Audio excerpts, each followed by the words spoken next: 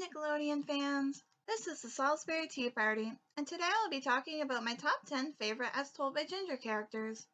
I managed to catch some episodes of this show when I was younger, but not nearly enough of them. I recently did a full binge, and I'm absolutely floored over what a gem it truly is.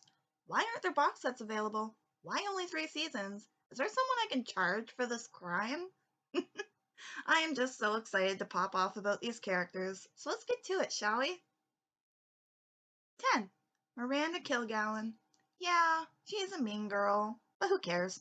She is one of my favorite characters voiced by the lovely Cree Summer. The evil cackle alone is just super fantastic, and I think she was a necessary character for the show. Imagine it without her stirring the pot. Yawn. When we see how much of a hard ass her father is to her, the reason for her militant behavior is no mystery. She has her issues. I think if she were surrounded by people that made her feel seen and valued, she may have had a fighting chance at becoming a better version of herself. 9. Robert Joseph Bishop, also known as Hoodsy. Despite his mother and sister being the literal worst characters on the entire show, Fitzy dodges that bullet very nicely. He is a genuinely nice boy who cares for his friends and family.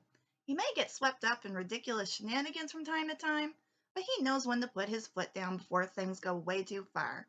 We also see him help Ginger when she was sabotaged on a sleepover. You did good, Hoodsy. You did good. 8. Blake Gribling. I know he is meant to mostly be a pest, but I like him. He is hilarious. His vocabulary alone frequently gets me cackling. He may seem a little high-strung, but he clearly desperately wants friends. His best friend is likely his butler, Winston, and that is really sad if you stop to think about it. When the Gribling family lost everything and their father went to jail, he panics, and the first thing he does is run to Carl to ask him if he could talk to his mother about his family renting to own their home that was for sale. The kid is like 7 years old, and his first thought is, where's my family going to live? I'm surprised I didn't die of dehydration from all the weeping I did. 7. Macy Lightfoot. She is the epitome of the voice of reason, which comes from her being a little on the anxious side. Not that I'm surprised. Her parents largely leave her to take care of herself, despite her numerous ailments, and they are supposed to be child psychologists. What the actual hell, guys? Like, oh my god. She is a good friend to Dodie and Ginger most of the time, and she has super useful bits of advice. She keeps the live wires around her a little more grounded, and we can thank her for that. 6. Dr. David Dave.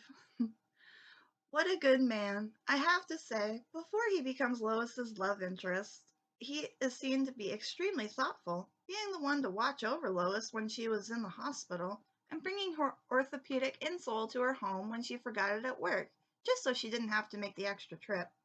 He frequently shows his love for Lois and her children, even going so far as to step aside after he gives Ginger an operation to save her life, just so her biological father could share in the family moment after she woke up.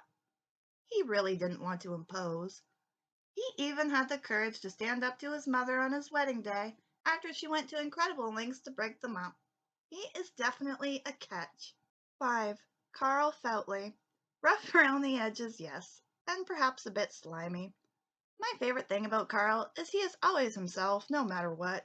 And under all his schemes and ridiculousness, he's a pretty good kid, even if he does throw caution to the wind. My favorite instance is when he and his mother were house hunting, and she tried to make it fun for him by taking him to see scary and gross places she knew he would like. But he surprises her by wanting to be absolutely serious.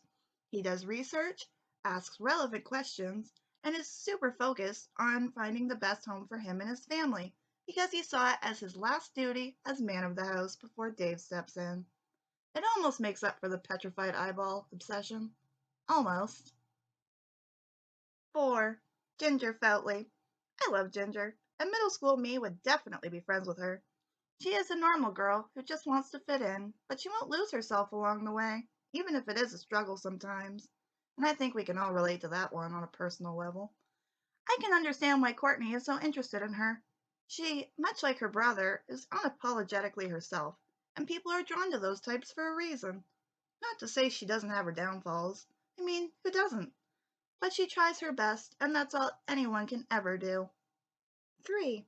Eleanor Zorski. She may be a little underused, but her appearances make such an impact it doesn't matter so much. She is lovely and caring. We see her always encouraging Ginger to push herself academically, and she refers her to the school psychologist just to be safe when Ginger wrote a piece that dealt with complex emotions. And she checks in with her to make sure everything was okay at home during a time there was a nurses' strike, knowing that was her mother's profession.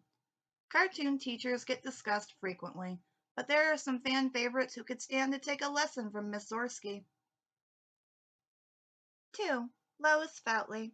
Lois is amazing. She is a single mom of 2 who works as a nurse full-time but is somehow always there for her kids when they need her. She offers the best advice she possibly can to her children and supports them in anything they do. She never badmouths their father to them, despite his absence having a negative effect on the family as a whole. Lois is overall a very real character. She is probably the best Nickelodeon parent in any show I have seen. Seriously, contest it. Good freaking luck. 1.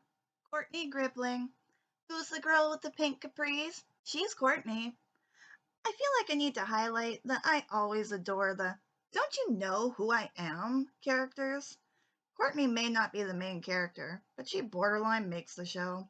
She's a popular girl, and they often get a bad rap for being mean as well. But Courtney isn't all that malicious. She may be posh, eccentric, and have a slightly too high opinion of herself, but that just adds the entertainment as far as I'm concerned. She's also surprisingly sensitive. Seeing her crying at camp because she hadn't managed to make a single friend while being there made me so sad for her. Can somebody please give her a goddamn hug? Well, that's all, folks. Be sure to like, comment, subscribe, and all that crap. TTFN. Ta-ta for now.